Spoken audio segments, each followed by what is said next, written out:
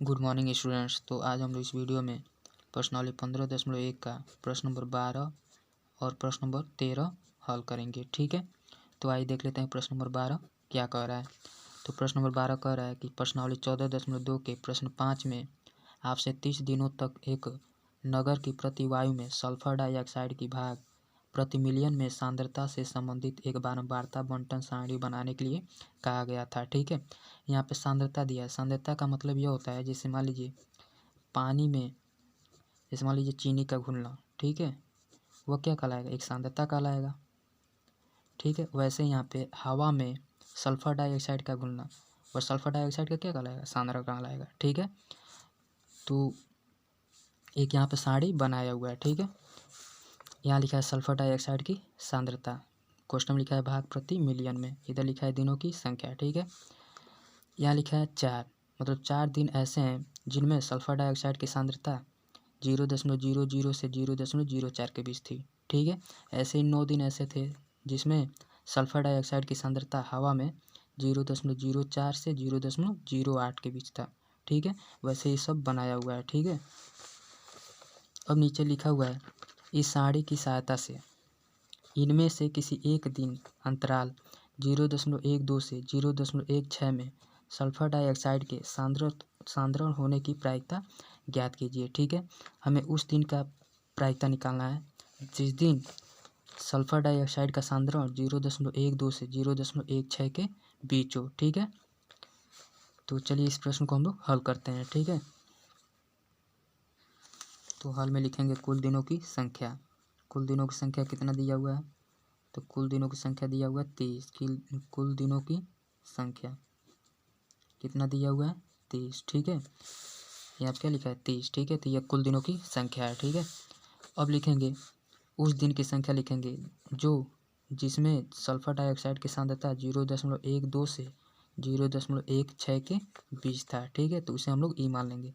तो वह दिन कितने हैं, उन दिनों की संख्या कितनी है, तो उन दिनों की संख्या 2 है। ठीक है, तो यहाँ हो जाएगा 2। ठीक है, तो प्रायिकता क्या हो जाएगा, तो प्रायिकता हो जाएगा तो पी ई बराबर अंश में लिखेंगे ई की संख्या, तो ई की संख्या कितना दिया है, 2 दिया है, तो 2 हो जाएगा। हर में लिखेंगे कुल दिनों की संख्या, तो कितना दिया है, 30, तो 2/30 क्या हो जाएगा, प्रायिकता हो जाएगा। ठीक है, तो यह डिवाइड भी हो जाएगा 2 से, 2 का 2, 2 का 2, 1 बचेगा, 2 पचे 10, तो 1/15 ही हम लोग का क्या हो जाएगा, आंसर हो जाएगा। ठीक है, अब हम लोग प्रश्न नंबर 13 हल करेंगे। तो प्रश्न नंबर 13 यहाँ पे लिखा हुआ है प्रश्नावली 14.2 के प्रश्न 1 में आपसे एक कक्षा के 30 विद्यार्थियों के रक्त समूह से संबंधित बारंबारता बंटन सारणी बनाने के लिए कहा गया था। ठीक है, तो यहाँ पे सारणी बनाया गया है। ठीक है, यहाँ लिखा है रक्त समूह और यहाँ लिखा है विद्यार्थियों की संख्या। ठीक है, रक्त समूह में यहाँ लिखा है ए, ठीक है, और यहाँ लिखा है 9, मतलब 9 विद्यार्थी ऐसे थे जिनका रक्त समूह क्या था, ए था।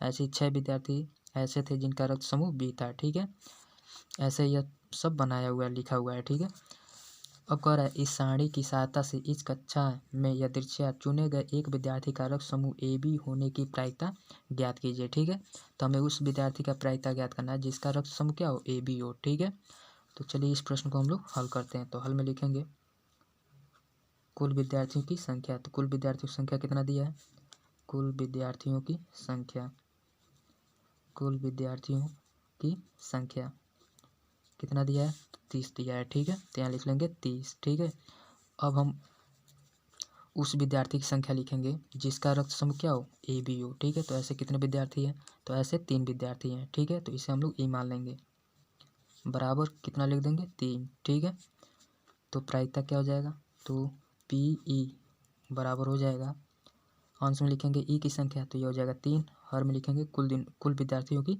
संख्या कितना है, 30। ठीक है, तो ये कट जाएगा, 3 का 3, 3 का 3, 1 0, तो ये हो जाएगा 1/10।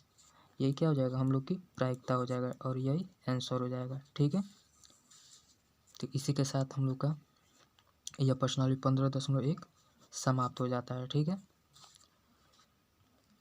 यह प्रश्न नंबर 12 का यह टेबल है। ठीक है, इसे देख के कॉपी में बना लीजिएगा।